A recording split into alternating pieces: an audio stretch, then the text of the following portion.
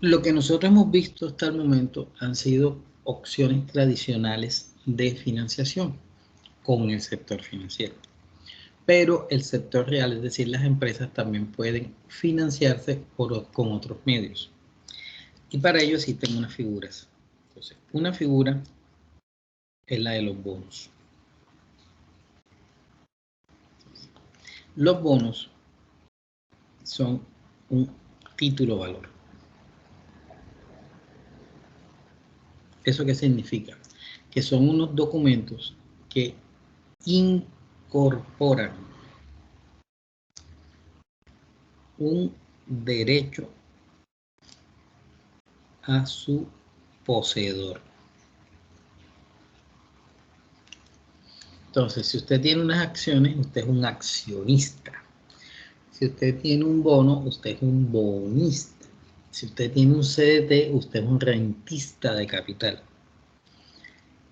El bono tiene una situación y es que la emisión debe ser autorizada.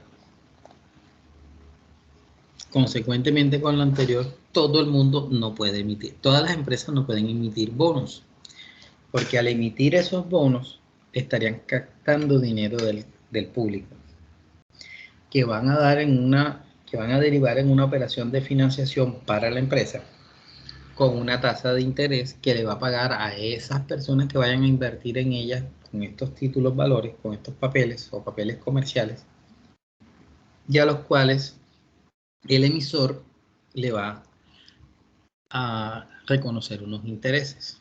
Entonces, cuando esto suceda, existen dos mercados. Existe un mercado que se llama primario y un mercado que se llama secundario.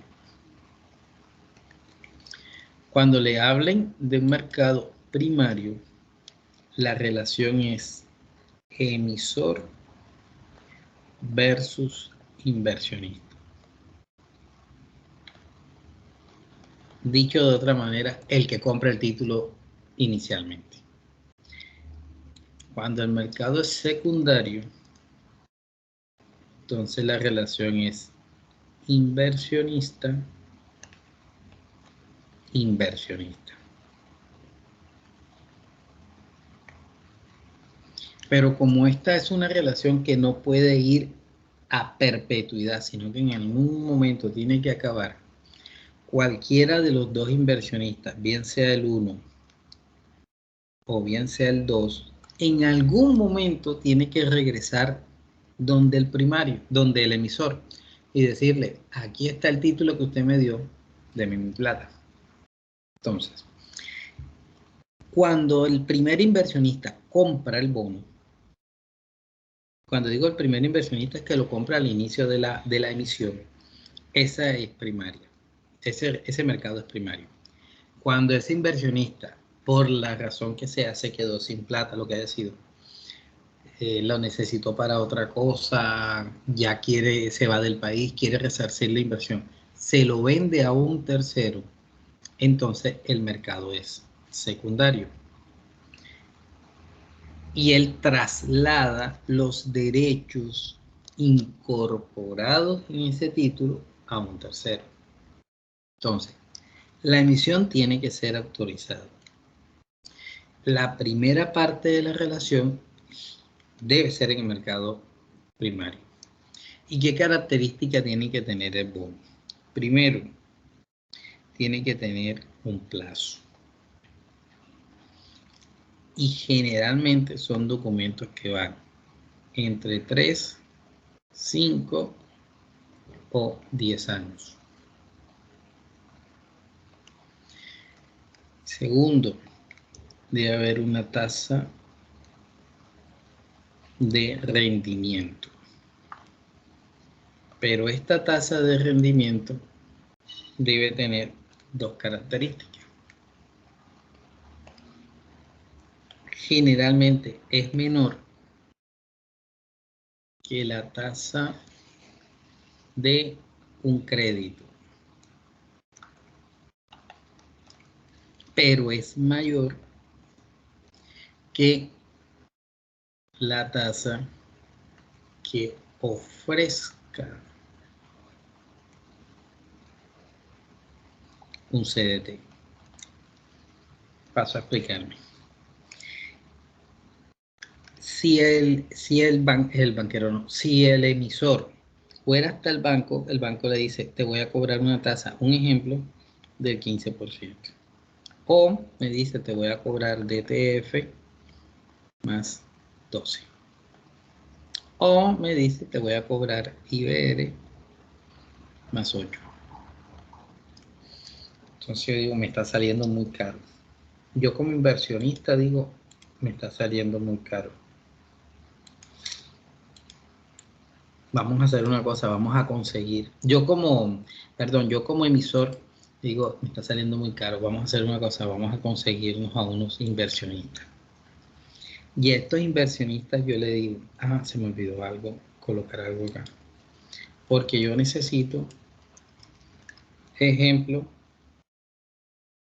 800 millones. Entonces, si voy a tasa fija, me van a cobrar el 15 efectivo anual. Si voy a tasa variable, me van a cobrar DTF más 12, algún banquero. O si no, otro banquero me va a cobrar IBR más 8. Vamos a hacer una cosa, vamos a hacer una emisión. Entonces,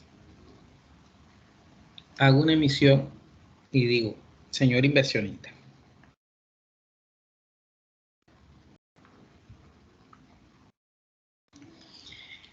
si usted constituye un CDT hoy, ejemplo, le están pagando el 4% efectivo anual. No se vaya para un banco, venga para donde mí. Y yo en vez de pagarle el 8% efectivo anual, el 4% efectivo anual, le voy a reconocer el 7.5%. 7.5% que le voy a reconocer yo como empresa que estoy emitiendo al inversionista. El inversionista puede hacer el cálculo y decir, bueno, el CDT me paga el 4, este me paga el 7, yo me voy con este.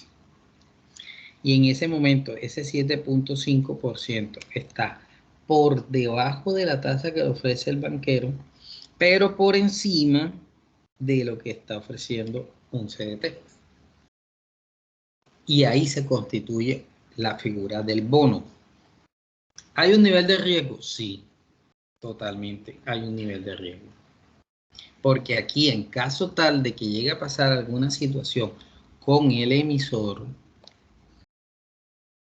se puede perder un dinero. Se podría perder un dinero. Si no pasa nada, me estoy ganando este 7.5.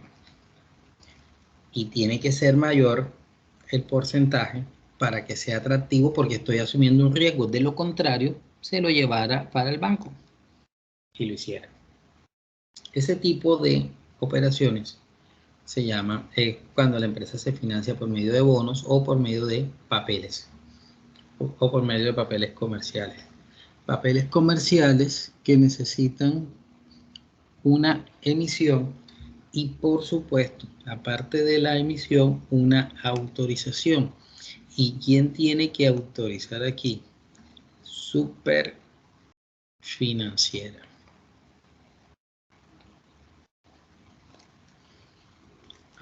Ya. La super es la que tiene que revisar, sí, la super es la que tiene que autorizarte. Y cuando la super autoriza, se presume que el emisor pasó todos los filtros de solidez, de análisis financiero, de capacidad para poder decirle, métase en esto. Para poder decirle al público, vea, tiene esa opción en el mercado. Si no, la super, pues obviamente no autorizaría la emisión, porque esta empresa en estos momentos estaría reemplazando o haciendo las veces de un banco que estuviera captando vía CDT, pero como no puede captar vía CDT, porque eso solamente lo hace el sistema financiero, entonces crea la figura del bono. Y esta tasa que estoy colocando aquí de ejemplo se llama tasa cupón. y generalmente es para periodos anuales. Como si esto fuese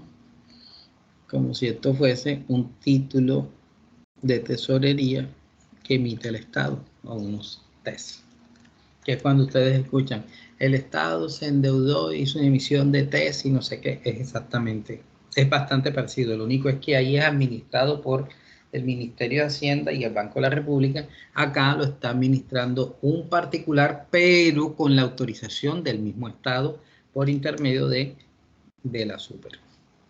superfinanciero, o sea que no es una operación fácil de hacer, ni es muy común que se haga. Y su ejemplo clásico, no es el clásico, pero sí es un ejemplo, es este. Aquí le está diciendo que la asamblea de accionistas, máximo órgano administrativo y directivo de Colte Financiera S.A., en una asamblea extraordinaria, decretó la emisión de unos bonos obligatoriamente convertibles en acciones. Profesor, pero usted acabó de hablar de la figura del bono. Sí, correcto. Muy bien. Porque los bonos pueden ser ordinarios, que son aquellos en donde el capital se resarce o se devuelve al final. O pueden ser convertibles en acciones.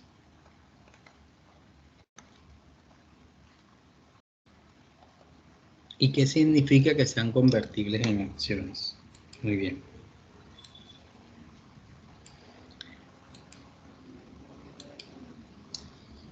Usted hoy saca el dinero y le entrega al emisor X cantidad. Año 1, año 2, año 3, año 4.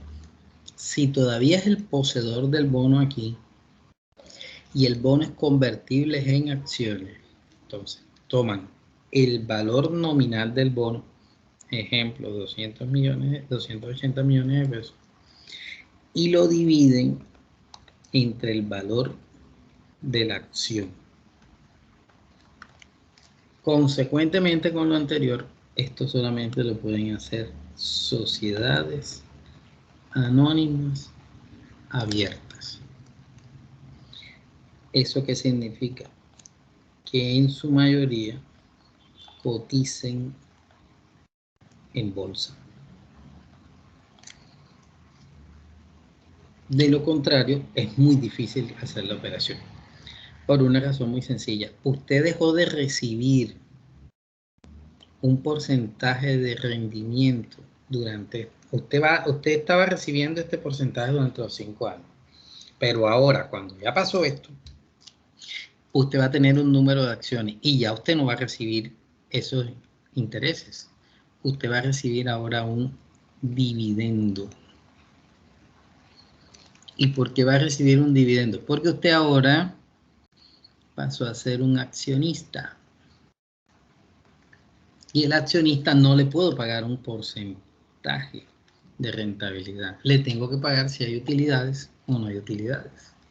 Entonces usted ahora le voy a pagar un dividendo. Porque ya durante este periodo, 1, 2, 3, 4, durante estos 4 años, ya le pagué los intereses. Independientemente de cómo me haya ido, yo le pagué a usted sus intereses. Ahora usted va a recibir dinero si hay utilidades. Porque este instrumento tiene 2 tramos. Un tramo de deuda y un tramo de patrimonio. Ah, pero es que a mí no me sirve así. Entonces, no hubiera firmado un documento donde estos bonos son convertibles en acciones. Porque no te puedo devolver el dinero. Me entregaste un dinero, te entrego un papel. Ese papel está diciendo que durante un tiempo te voy a pagar unos intereses. Cuando se acabe ese tiempo, lo que tengas ahí en capital lo llevamos a número de acciones Me entregas aquel papel y yo te entrego el otro, donde ya dejas de ser una obligación financiera para mí para convertirte en un accionista más. Y por lo tanto vas a recibir un dividendo que proviene de unas utilidades.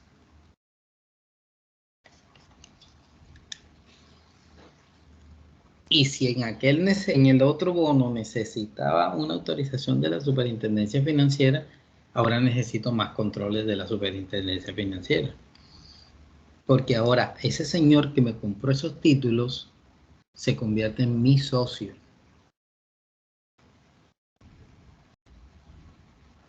Se convierte en mi socio. Entonces yo tengo que saber quién es el que me está comprando esos bonos. Porque de pronto me pueden meter un gol.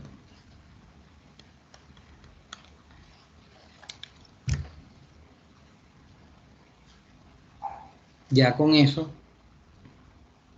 y sin necesidad de ser unos expertos en finanzas o algo por el estilo, ¿serán unas operaciones fáciles o serán unas operaciones complejas?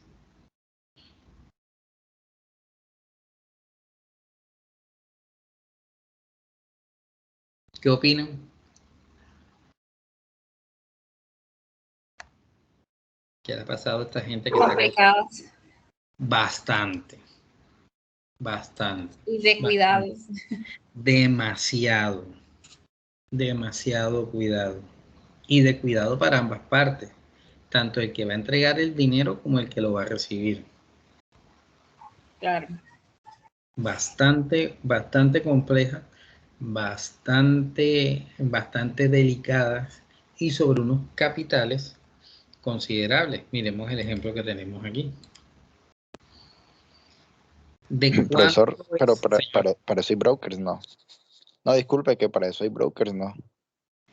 Sí los hay. Sí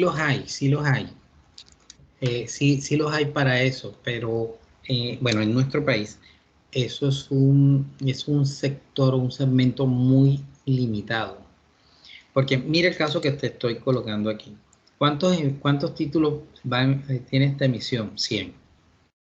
¿Cuánto piensa recoger de inversionistas Corte Financiera? 28.500 millones de pesos. Lo que significa que necesito a 100 personas que puedan dejar dormido este dinero durante el tiempo que va a ir como bono para después convertirse en acción, o sea que no te voy a devolver el dinero. Eso es lo que le está diciendo el contrato. No te voy a devolver el dinero, te voy a pagar unos intereses y después te voy a pagar unas utilidades, pero la plata no te la voy a devolver. Si quieres que te devuelvan la plata, o endosas el bono o vendes las acciones, pero plata no te voy a devolver, te voy a pagar unos intereses durante un tiempo y después te conviertes en mi socio. Normalmente, ¿a quién le conviene así adquirir bonos? Si tuvieras el capital, yo te digo, métete. Sobre todo si estás invirtiendo en una empresa del sector financiero. Porque ¿qué va a hacer él? Tú te vas a presentar con 285 millones de pesos, listo. ¿Y qué va a hacer con esos 200? ¿Qué va a hacer el banco con esos 285 millones de pesos? Se consigue a 285 clientes y le presta 1 millón a cada uno. Como estamos hablando de menores cuantías, tengo que hablar de mayores tasas. Y si a cada uno de ellos se los presto, por ejemplo, a 36 meses, y por ejemplo al 1% mensual, tengo para pagarte a ti más del 7 al año.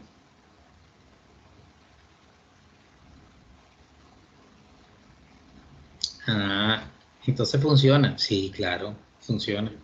Pero el problema es que no se lo puedes. No todas las empresas están en capacidad de hacerlo, ni todo el que lo quiera hacer de pronto está en capacidad de hacerlo. Insisto, mira que no te voy a devolver esos 285 millones de pesos. Te voy a pagar los intereses y después te vuelves mi socio. Si quieres recuperar el dinero, ahí hay una bolsa de valores, allá te vas y ofreces tus acciones y allá, ahí sí vas donde un broker, ofreces tus acciones y el que te consiga quien te lo venda, ¿quién te lo compra? Perdón, le pagas sus intereses y tú tienes tu dinero. Claro que de aquí a allá, ya pues el mercado habrá cambiado y todo el cuento, ya pueda que te den más de 285 millones de pesos o menos de 285 millones de pesos.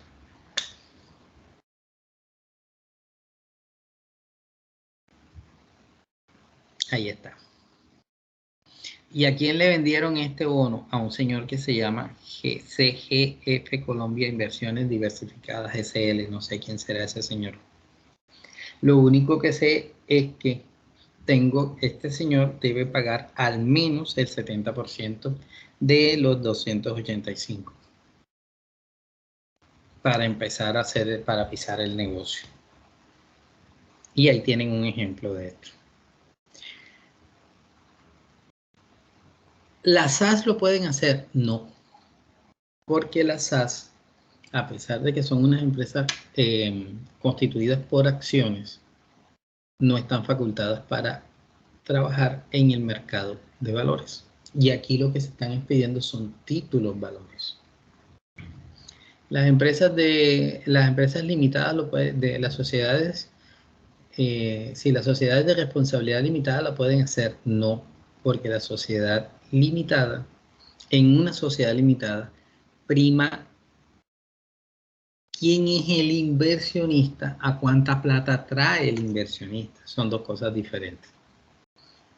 En una sociedad limitada, generalmente todos los socios se tienen que poner de acuerdo para el que vaya a entrar. En una sociedad anónima, que entre que sea después de que traiga el dinero y pueda demostrar la procedencia lícita de ese dinero. Porque recordemos algo. Aquí estamos hablando de este tipo societario. Y ya todo el mundo a estas alturas sabe qué significa eso. ¿Qué significa esa sigla? ¿Qué significa esa sigla? Sociedad anónima. Sin alma. Ahí lo que está importando es, lastimosamente, el capital. Y no precisamente el capital humano, sino el dinero que se lleve. Y es anónima precisamente porque no sabemos quiénes son esos socios. Aunque el Estado obliga a revelar la composición accionaria de cada quien. Entonces ya estamos entrando en presencia de unas operaciones ya no a disposición de todo el mundo, primero. Segundo, ya con un mayor nivel de complejidad. Y tercero, metiéndonos en unas situaciones adicionales ya del orden contable y del orden financiero que implican un conocimiento mayor de la empresa. Entonces, si nos vamos a meter en esto, yo tengo que tener bien claro esto, tanto como inversionista como emisor. Mi empresa o mis acciones tienen un valor de mercado. ¿Y cuál es el valor de mercado? El valor al que cotiza en bolsa. Bien. Pero también tiene un valor intrínseco. ¿Cuál es ese valor? El valor en libros. Por lo tanto, a mí no me interesa como empresa que mi valor en libros sea alto. A mí me interesa que mi valor en bolsa sea alto para poderla hacer atractiva a otros inversionistas. No sé qué va a hacer la persona que quiera emitir, qué va a hacer la persona que quiera hacer una emisión de esta. Va a tomar el patrimonio contable de la empresa y lo va a dividir entre el número de acciones en circulación. Y con esto va a calcular una cosa que se llama VIA, valor intrínseco de la acción. Y esto le va a dar A. a pesos obviamente. Por otro lado, se va a ir a la bolsa y va a medir cuánto es el valor de cotización. Y eso lo va a llamar BAN. Valor de la acción en el mercado. Y posteriormente va a hacer esta operación. Va a dividir el BAN sobre el VIA. Entonces, si esta relación es mayor que 1, significa que mi empresa está sobrevaluada en el mercado. ¿Y eso qué significa? Que es atractiva para todo el mundo. Que es atractiva para todo el mundo. Y que hoy puede tener un precio y mañana puede tener otro precio. Y te puedes ganar un dinero por la sola cotización de la empresa en el mercado. Pero recuerda que todo lo que sube baja. Y así como hubo muchas personas que compraron la acción de Copretora a 2.400 y pudieron haberla vendido a 4.500, también hubo muchas que la compraron a 4.500 y tuvieron que venderla a 3.800. Sobre todo para la época del COVID, los precios del petróleo y no sé qué más cosas. ¡Pum! Le estás apuntando, es un disparo al aire. Y listo. Aquí estamos hablando de una que está sobrevaluada. Pero si esto me da menor que 1, entonces yo tengo que pellizcarme. Porque no puede ser que mi empresa valga más dentro, en su interior y para nosotros los socios que para el mercado. Porque entonces aquí no hay atractivo. No hay atractivo para el cliente, para un posible inversionista. Y así como yo estoy haciendo esto, Super también hace esto. Dice, pero ven acá, ¿tú cómo vas a hacer una emisión? ¿Tú cómo vas a emitir unos bonos o este tipo de papeles o unos BOCEAS o vas a emitir si quieres acciones? Si en el mercado tú no estás teniendo esa acogida, ¿quién te va a comprar eso? Yo te voy a cobrar por autorizarte la emisión. Vas a tener que surtir unos aspectos del orden legal para poder hacer todo esto. No tendría mucho sentido que tú lo hicieras, salvo el caso que tu intención sea otra. Entonces, miremos a qué jugamos. Ese indicador mayor que 1 o menor que 1 se conoce como Q de Tobin, en homenaje a un señor que se llamó, un economista que se llamó James Tobin, que empezó a calcular las variaciones o las volatilidades que podían tener estas acciones, o las especies, técnicamente son especies, como se llaman. El nombre de cada acción tiene un mnemotécnico y se llama especie. Él empezó a hacer estos cálculos y esta cuestión y llegó a estas conclusiones. Entonces, una empresa extremadamente sobrevaluada debe despertar una alerta. Una empresa subvaluada debe despertar una alerta. Si la acción está muy por encima, debe prenderle una alarma al poseedor, porque algo puede suceder. Y sería bueno que la vendieras. Sería bueno que la vendieras.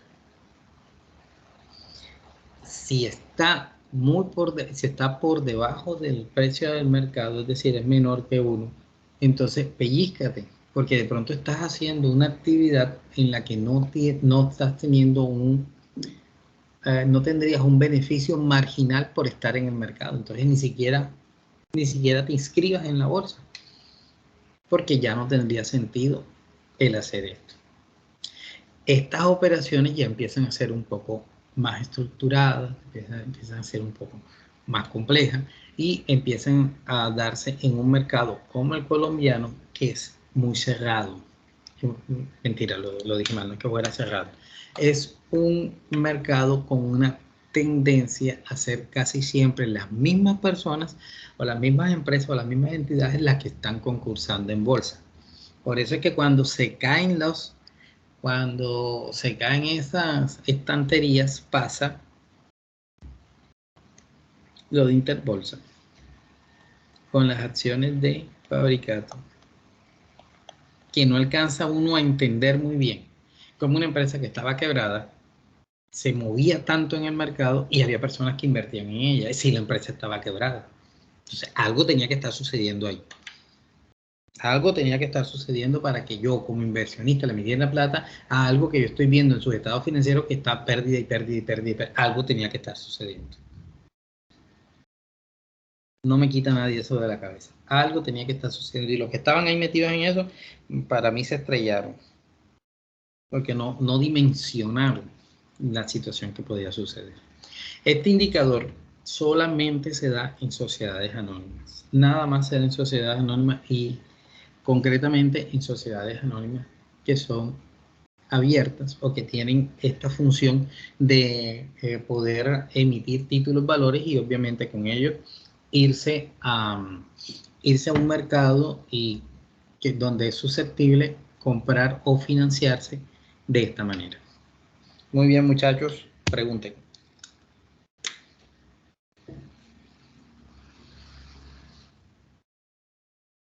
Pregunten.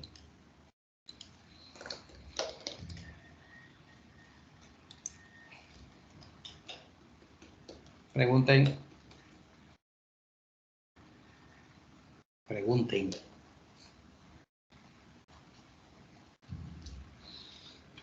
Bien, el público manifiesta que no hay preguntas.